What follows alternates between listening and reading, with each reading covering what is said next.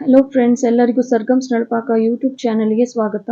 ಇವತ್ತಿನ recipe lachha onion, lachha ಪ್ಯಾಜ್ ಅಥವಾ onion salad ಏನು ಬೇಕಾದರೂ ಹೇಳ್ಬೋದು.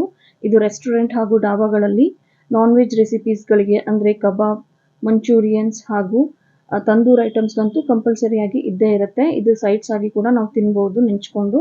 ತುಂಬಾ ಚೆನ್ನಾಗಿರುತ್ತೆ. ಇದು ಹೇಗೆಲ್ಲ ಮಾಡ್ಕೊಳ್ಳೋದು ಅಂತ ನೋಡ್ಕೊಳ್ಳೋಣ ಬನ್ನಿ. ಮೊದಲಿಗೆ ನಾವು 2 ಈರುಳ್ಳಿನ ಈ ರೀತಿ ರೌಂಡ್ ಆಗಿ ನಾನು ಕಟ್ ಮಾಡ್ಕೊಂಡಿದ್ದೀನಿ. ಈ ರೀತಿ ಕಟ್ ಮಾಡ್ಕೊಂಡಿರೋಂಥ ಈರುಳ್ಳಿನ ಈ ಥರ ಸಪ್ರೇಟ್ ಆಗಿ ರೌಂಡ್ ಆಗಿ ಈ ಥರ ಸಪ್ರೇಟ್ ಆಗಿ ಮಾಡ್ಕೊಳ್ಬೇಕಾಗುತ್ತೆ. ಎಲ್ಲದನ್ನು ನಾವು ಬಿಡಿಸ್ಕೊಳ್ಳೋಣ. ನೋಡಿ, ಈ ರೀತಿ ಎಲ್ಲ ಈರುಳ್ಳಿ ಸ್ಲೈಸಸ್ಗಳನ್ನು ನಾವು ಬಿಡಿಸ್ಕೊಳ್ಬೇಕಾಗುತ್ತೆ. ಎಲ್ಲದನ್ನು ನಾವು ಬಿಡಿಸ್ಕೊಳ್ಳೋಣ.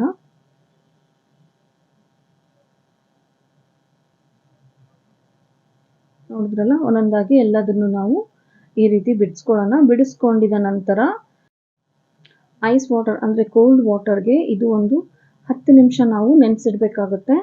ನಾವೀಗ ಕೋಲ್ಡ್ ವಾಟರ್ ತಗೊಳ್ಳೋಣ. ಕೋಲ್ಡ್ ವಾಟರಲ್ಲಿ ಇದನ್ನು ನೆನೆಸಿಡೋಣ. ಒಂದು 10ನಿಂದ ಒಂದು ಅರ್ಧ ಗಂಟೆ ಕಾಲ ನೆನೆಸಿಟ್ರೆ ಚೆನ್ನಾಗಿರುತ್ತೆ. ತುಂಬ ಕ್ರಂಚಿಯಾಗಿ ತುಂಬ ಚೆನ್ನಾಗಿ ಬರುತ್ತೆ. ನಂತರ ಇದನ್ನು ಸೋಸ್ಕೊಳ್ಳೋಣ. ಸೋಸ್ಕೊಂಡು ಒಂದು ಬೌಲ್ಗೆ ನಾವು ಹಾಕ್ಕೊಳ್ಳೋಣ. ನೋಡಿ, ಈಗ ಒಂದು ಬೌಲ್ಗೆ ಹಾಕ್ಕೊಳ್ತಾ ಇದ್ದೀನಿ. ಎಲ್ಲ ಆನಿಯನ್ಗಳನ್ನು ಒಂದು ಬೌಲ್ಗೆ ಹಾಕ್ಕೊಂಡು ಒಂದೊಂದಾಗಿ ಎಲ್ಲ ಸಾಮಗ್ರಿಗಳನ್ನು ಹಾಕ್ಕೊಳ್ಳೋಣ. ಇದು ಮಾಡೋದು ತುಂಬಾ ಸುಲಭವಾಗಿರುತ್ತೆ. ಟೇಸ್ಟ್ ಕೂಡ ಹಾಗೆ ತುಂಬಾ ಚೆನ್ನಾಗಿರುತ್ತೆ. ನಾವು ಯಾವುದೇ ನಾನ್ ವೆಜ್ ರೆಸಿಪೀಸ್ ಮಾಡಿದಾಗ ಇದನ್ನು ನಾವು ತಿನ್ಬೋದು. ನೋಡಿ, ಈಗ ನಾನು ಒಂದು ರುಚಿಗೆ ತಕ್ಕಷ್ಟು ಉಪ್ಪನ್ನು ಹಾಕ್ಕೊಳ್ತಾ ಇದ್ದೀನಿ. ನಂತರ ಅರ್ಧ ಟೀ ಸ್ಪೂನಷ್ಟು ಖಾರದ ಪುಡಿ, 1/4 ಟೀ ಸ್ಪೂನಷ್ಟು ಚಾಟ್ ಮಸಾಲ, 2 ಪಿಂಚಷ್ಟು ಗರಂ ಮಸಾಲ, ಹಾಗೆ ನಿಮ್ಗೆ ಏನಾದರೂ ಬೇಕಾದಲ್ಲಿ ಪೆಪ್ಪರ್ ಕೂಡ ಹಾಕ್ಕೊಳ್ಳಿ. ನಂತರ ಕಾದಿರೋಂಥ ಒಂದು ಅರ್ಧ ಟೀ ಸ್ಪೂನ್ ಎಣ್ಣೆನ ಹಾಕ್ಕೊಳ್ತಾ ಇದ್ದೀನಿ. ನೀವು ಯಾವ ಎಣ್ಣೆನ ಉಪಯೋಗಿಸ್ಕೊತೀರೋ ಆ ಎಣ್ಣೆನ ಹಾಕ್ಕೊಳ್ಳಿ. ಹಾಕ್ಕೊಂಡು ಚೆನ್ನಾಗಿ ನಾನು ಮಿಕ್ಸ್ ಮಾಡ್ಕೊಳ್ತೀನಿ. ನೋಡಿ, ಚೆನ್ನಾಗಿ ಎಲ್ಲ ಈರುಳ್ಳಿಗಳಿಗೆ ಈ ಮಸಾಲೆ ಹತ್ತೋ ಥರ ನಾವು ಮಿಕ್ಸ್ ಮಾಡ್ಕೊಳ್ಬೇಕಾಗುತ್ತೆ. ಇಲ್ಲಿ ನೀವು ನೋಡಿ, ನಿಮಗೆ ಪೆಪ್ಪರ್ ಬೇಕಿದ್ರೆ ಪೆಪ್ಪರ್ ಪೌಡ್ರ್ ಕೂಡ ಹಾಕ್ಕೊಳ್ಬಹುದು. ನಿಮಗೆ ಬೇಕಿದ್ರೆ ನಿಮಗೆ ಸ್ವಲ್ಪ ಸ್ಪೈಸಿ ಇನ್ನೂ ಸ್ವಲ್ಪ ಜಾಸ್ತಿ ಬೇಕು ಅನ್ಸಿದ್ರೆ ಹಾಕ್ಕೊಳ್ಳಿ. ಆದರೆ ನಾನು ಹಾಕ್ತಿಲ್ಲ ಅಷ್ಟೇ. ನನಗೆ ಇದೇನು ಹಾಕ್ಕೊಂಡಿದ್ದೀನಲ್ಲ ಇಷ್ಟೇ ಸ್ಪೈಸಿ ಸಾಕು ಅಂತ ನಾನು ಹಾಕ್ಕೊಳ್ಳಿಲ್ಲ ಅಷ್ಟೇ.